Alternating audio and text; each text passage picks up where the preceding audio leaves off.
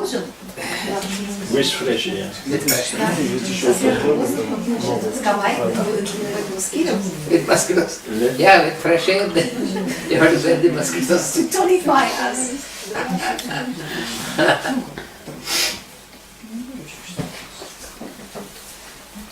So therefore, the understanding of our body as an instrument. Понимание нашего тела как инструмента, восприятие нашего тела как инструмента. And this instrument is, as I told you earlier, all these instruments are created by this akasha. Akasha means through this which we know, which we think as emptiness, but it is not emptiness, it is fullness.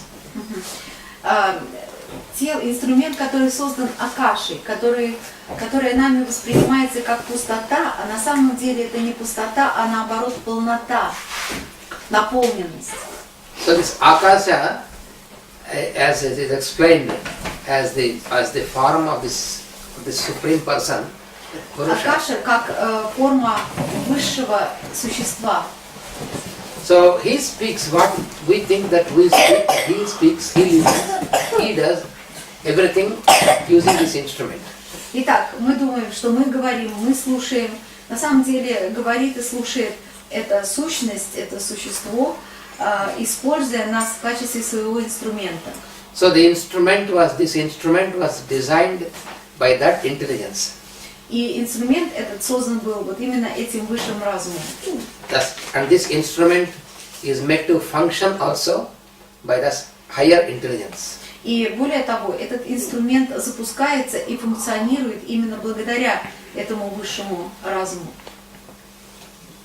But as I told you, in the human level of consciousness, но на человеческом уровне сознания this is also ultimately according to the higher plan. Соответственно, высшему плану, that there is some freedom. It means at the level of human consciousness. На уровне человеческого сознания существует некая степень свободы, which we are allowed to use that freedom, how to use this, make use of this instrument. которая позволяет нам действительно в какой-то степени распоряжаться нашим инструментом. And in this phenomenon, И в этом феномене, that in the human mind, there is a certain gap that makes the human being think that everything is his own and he can use in whatever manner he likes. и вот в человеческом сознании возникает такой пробел, который, собственно говоря, и позволяет ему полагать ошибочно, что он сам хозяин своего тела. And due to this, И благодаря этому, so the human behavior, the human mind and the human level of intelligence, и человеческое поведение человеческого ума makes himself in such a manner that he gets into a self-conditioning. Обеспечивает то, что человек на каком-то этапе начинает самообуславливаться, входит в состояние самообусловленности. So this self-conditioning, Это самообусловленность, that is what is explained as bondage. это то, что называется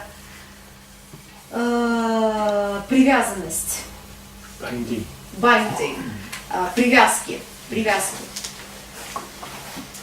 And then the human beings, we experience a suffering and pain because of this bondage, which is self-conditioning. И когда человек сталкивается с этим состоянием, то вот здесь-то и начинается и боль, и страдания. You put a criminal in a special jacket. Yes. Да, это как человек не совсем здоровый в плане психическом, в смирительной рубашке. But the pity is that nobody is making this this imprisonment as bondage for him. He himself does it. Но дело в том, что человек сам завязывает себя в эту смирительную рубашку и при этом ее не замечает. Он даже не видит, что он сам себя обуславливает и ограничивает. This is because of what is called the identity consciousness. Связано это все с тем, что называется идентификационным сознанием. Yes, clever. Because when I want to make an effort to keep my own identity, how I am different from others, so this is a limitation. Когда я хочу сохранить свою собственную индивидуальность, я пытаюсь ограничить себя от всех остальных, и при этом не понимаю, что таким образом я сам себя лимитирую, ограничиваю. So some births pass on in this state of limitation or bondage. Так что те, кто находится в состоянии обусловленности, самообусловленности, then automatically there is an inner spur, which an impulse which starts how to get out of this bondage. Те люди, в них возникает внутренний конфликт, который заставляет их на каком-то уровне хотеть избавиться от этого, от этих уз. Then he tries to search for so many things. He forgets that it is himself who made this conditioning. Therefore he tries to search outside to find some source or some help from outside. И человек начинает метаться, он пытается что-то найти, он пытается найти какую-то помощь извне, забывая, что он сам себя ограничил. Just the phenomenon of the drugs of the young generation. Oh yes. This is one. Yes, that is Вот one of очень яркий тому пример употребления наркотиков. Yeah.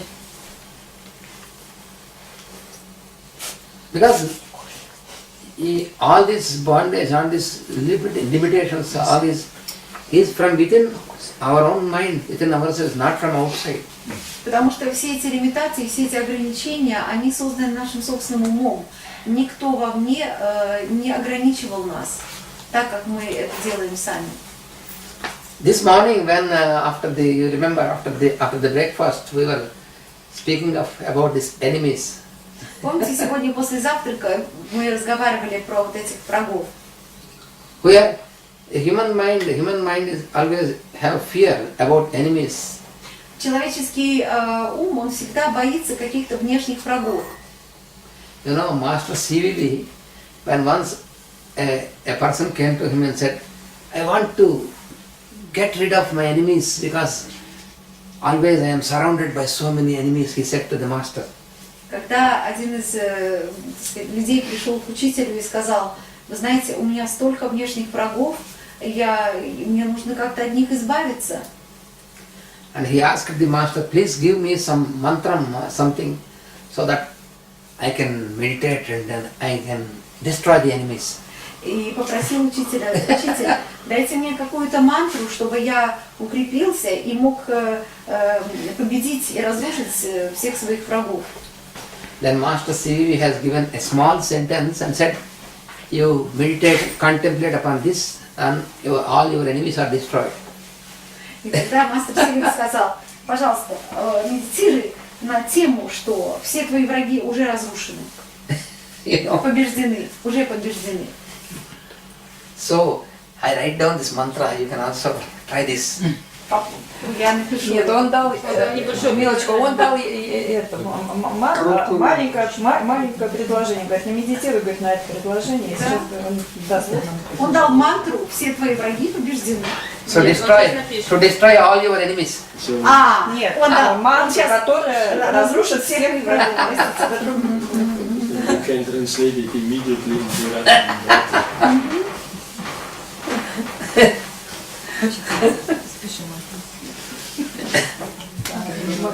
Смешная мама. Друзья.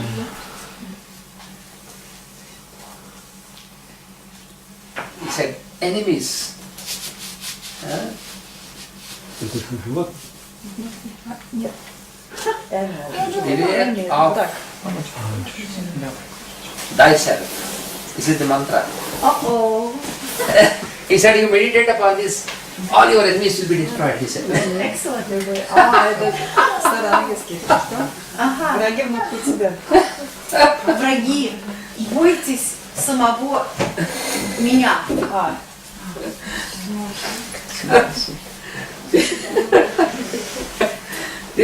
Because this fellow who asked the master, he was thinking that master will give some powerful thing. By uttering this, all the enemies will be dead. He thought. Да. Вот такая мантра, которая заставила всех врагов уничтожиться разом. Как переводится, еще раз скажите, пожалуйста. Thyself – это myself. Это старое Yourself, слово. thyself, yourself, yourself. So, does it mean that enemy is inside? Yes. Inside. Ну, вот перевод я бы You сказала, must что враги внутри тебя. Beware of Нет, это yourself. снаружи, This они is только the внутри. cosmic Это law слово of внутреннего выражает. reflection. Нет, вообще там снаружи врагов нет, они все внутри. What I have И все заброски. Кришнамурти говорим? Конечно, все внутри нас. Снаружи никого, ничего нет. Снаружи чисто. Generally we think that enemy is outside and we have to destroy him, but Обычно мы полагаем, что все враги находятся вовне и стремимся бороться с тем, что находится вовне. Потому что мы мир пытаемся переделать. Yes, because we try to change the world. yes. So if somebody is enemy for me, then I have to ask me why. Right. И потом, если я кого-то воспринимаю как врага внешнего, мне нужно обязательно задать себе вопрос, почему? Почему это происходит со мной? You know, Master Rike has given a very practical but funny example. A practical but a funny example. What is his name of this master? Master Ike. У учителя Икей был такой очень забавный случай, пример. Поучительный, но забавный. He said that someone has just told you, he said, you are a fool, and because he was angry, he was angry, and then he said, you are a fool, and then afterwards, after a few minutes, then it is finished. So he went away, this man, and afterwards he was relaxing. But this man, who was called a fool, and he was thinking, oh, he called me a fool. And this man went home and he could not sleep the whole night. He said, oh, he called me a fool. He called me a fool. Like this, many times he was recollecting. He called me a fool, he called me a fool. He could not sleep the whole night. And in the morning, it was awful for him because he has no sleep and his blood pressure has gone up. He went to the doctor. He said, I could not sleep the last whole night. The doctor has seen the blood pressure. He said, oh, it is very high. And then master asks, now he proved that he is a fool. Because the other fellow who called him a fool, he went home, he slept very well. And only once he said, but this fellow 100 times he called himself a fool. Вспоминается, да, вот такой замечательный случай, когда один человек в пылу, так сказать, раздражения, гнева назвал другого человека дураком. А назвал дураком, развернулся и спокойно пошел домой. А человек, которого позвали дураком, естественно, взъерошился, очень расстроился, огорчился и стал бесконечно про себя повторять, что как же так, он назвал меня дураком, у него повысилось давление, он не спал всю ночь, он всю ночь себе повторял это, он назвал меня дураком. Утром, естественно, почувствовал себя очень плохо, он отправился к врачу. И врач измерил давление, обнаружил, что оно повышено, человек плохо выглядел и, так сказать, сказал, что вот меня назвали дураком. На что врач подумал, действительно же дурак, зачем же так переживать?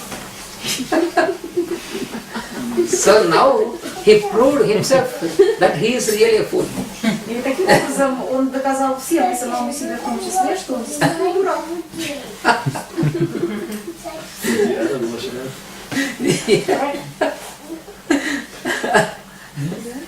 So like this, you see, it is because why he has suffered like this is because he has reacted to what the other person said. И почему, собственно, с ним такое произошло? Именно потому, что он отреагировал на то, что сказал другой человек. So really the fool is in himself. И таким образом враг находится в нем самом. So the enemy is in himself. И таким образом враг находится в нем самом. So the one who called him a fool, he is not an enemy. И на самом деле тот человек, который обозвал его дураком, он не является его врагом. Не он его враг. Yeah. What? He wanted to hurt him. Right. Наоборот, он хотел ему помочь. So therefore, for the human being, it is necessary, because for many births, through many births, he is living in his self-conditioning, and then he wants to get out of this, and then makes a search outside, and then a day comes when it comes to him through some light that he has to work it out in himself, not outside. Да, вот так человек живет в самообусловленном состоянии, и потом наступает такой момент света, когда ему показывается, насколько он самообусловлен, и что надо выходить из этого состояния. So this phenomenon, this formula, which you have to apply to come back to yourself, the inner self, that is what is called yoga. И вот йога – это как раз тот феномен, который заставляет человека обращаться внутрь себя. So then, again the question comes, how many yogas are there and which yoga I have to take up? И тогда возникает вопрос, сколько йог, и какую йогу… What does the word yoga mean in Yes, yoga? I am going to explain.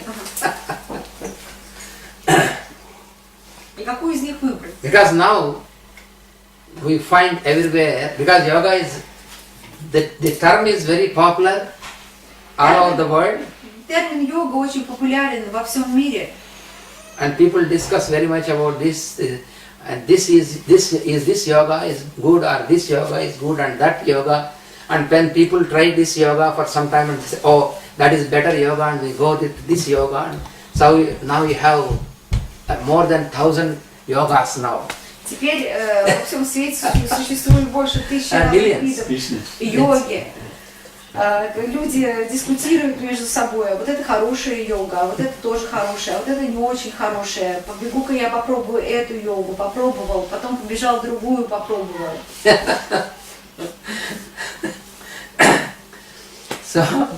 So yoga has no plural actually. In fact, yoga is only a singular word. It has no plural. И дело в том, что йога бывает только одна. Нет такого понятия, как йоги, разные виды йог. You know, it is, once again, Master Ike has given an example about this. И опять же, учитель Ики привел такой пример на эту тему.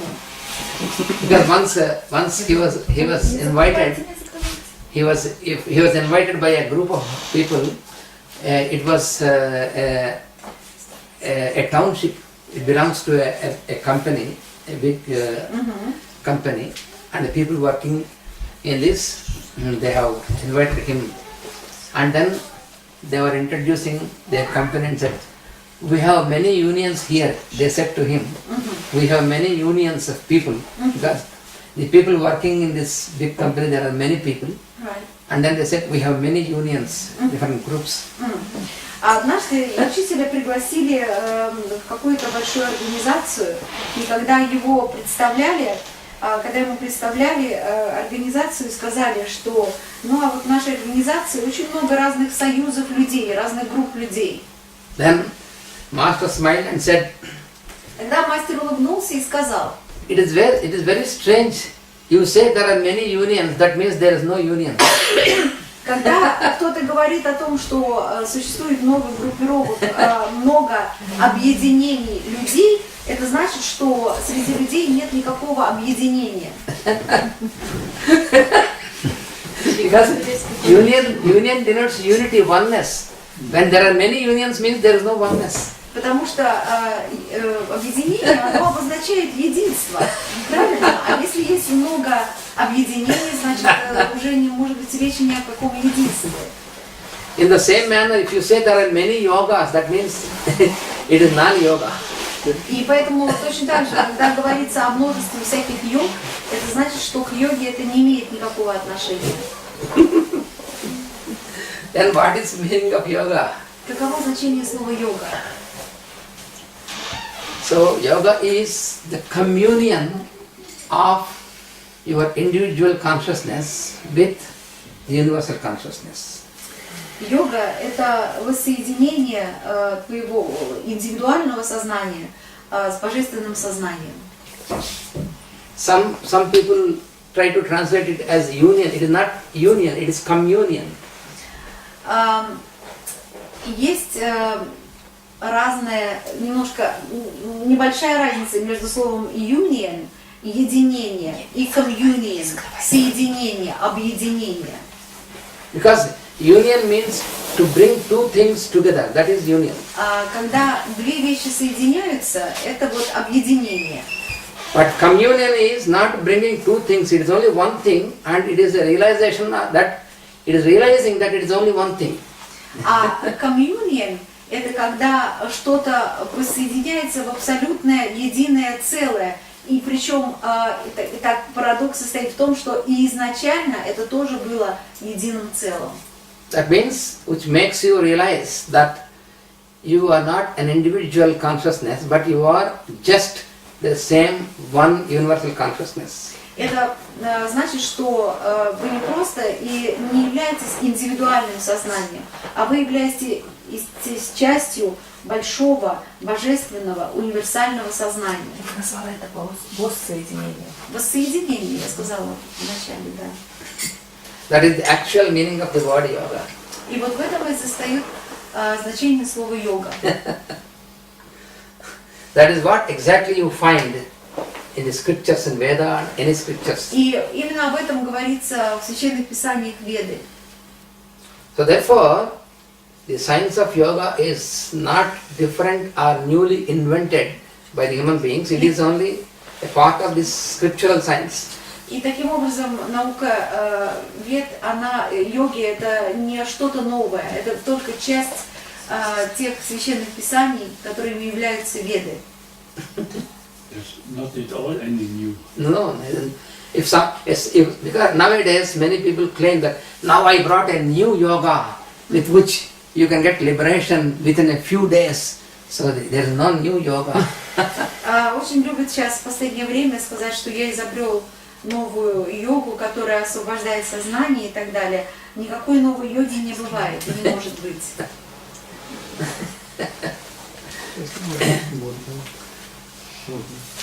I think the most challenge in this kind of teaching is the underlying simplicity for us. Right.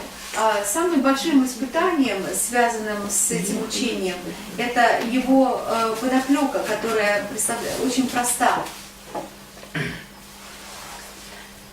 So the practice of yoga in its true sense is to just eliminate that which is obstructing us or limiting us from this communion. И таким образом практика йоги заключается лишь в том, чтобы освободить себя от всего того, что мешает нашему воссоединению с высшим сознанием. You know, when you see a good sculptor, a person who makes sculptures, so when he looks at a rock, at a stone, we think that he is using his instrument to carve out and to make some shape, but for him, he is just eliminating which is not there in the form. So that is so simple. These are the words of Michelangelo. He said, Yes. Когда мы смотрим на скульптора, который старательно трудится над созданием какой-то новой скульптуры, нам кажется, что он создает какую-то скульптуру, А если спросить у скульптора, чем он занимается, то он скажет, что он просто отсекает от куска мрамора все лишнее. So a person who wants to learn sculpture, if he thinks that sculpture means to carve out some shape, he cannot be successful unless he realizes that it is not something carving out, but it is eliminating which is not required. Если скульптор полагает, что нужно вырезать какие-то формы на куске мрамора или другого камня или дерева, все равно, то он никогда не станет хорошим скульптором. Хороший скульптор должен очень четко отдавать себе отчет в том, что его работа заключается в том, чтобы отсекать все лишнее. Similarly also, for an architect who makes the plan of a building, for example, he sees the whole building even when it is not existing, but he sees only the building, and according to this he makes a plan. It is not that according to the plan it is built. It is on the other side, converse. То же самое происходит с хорошим архитектором. Когда хороший архитектор берется за создание здания, строения, то он сначала видит это строение, а потом уже создает проект по соответствии с тем, что он увидел. А не наоборот, никак не наоборот. Не создает проект, а потом строит здание соответственно своему проекту. So therefore yoga is a process of synthesis. Таким образом, йога – это процесс синтеза. So then here, so what is it that it is to be suspended or avoided in our human consciousness to really understand what is yoga? Так вот, что нужно активизировать и чего нужно избегать в нашем человеческом сознании для того, чтобы понимать, что такое йога? This is what Kuli says. Synthesis is, integration must be worked out. Yes. Synthesis exists everywhere, but we have to reintegrate into this divine plan. Yes. И who said that? Master DK. Ага. Мастер Дикей сказал, что синтез уже существует. Интеграция – это то, что требуется, что нужно выработать в себе. Because the whole creation is a synthesis. Yes. Потому что все творение – это уже готовый существующий синтез. That is why, in the capacity of synthesizing this creation, the creator is called Brahma. И во всем этом творении Творца называют Брахмой. Brahma means it is the word. It is not a proper noun. It is not a noun, but it is a word which explains this phenomenon of synthesis. The intelligence which synthesizes, that is called Brahma. Сознание, разум, который синтезирует, называется Брахмой. И Брахма – это не существительное, Брахма – это процесс синтеза. It's a noun. It's not a noun. It's not a noun. It's normally understood as a name of a person, as a noun. But it's not a noun. It's not a noun, it's not a proper noun. It is a functional noun. But means it is according to the function. This is a functional noun. Yes. All the names what you find in the scriptures, for example in the Veda, they are not proper nouns. Right. These are strange nouns that mean a function. The function, yes. Да, это такое существительное, Глагольное существительное. да, которое обозначает действие. Синтезирование. For example, if you say Vishnu, then people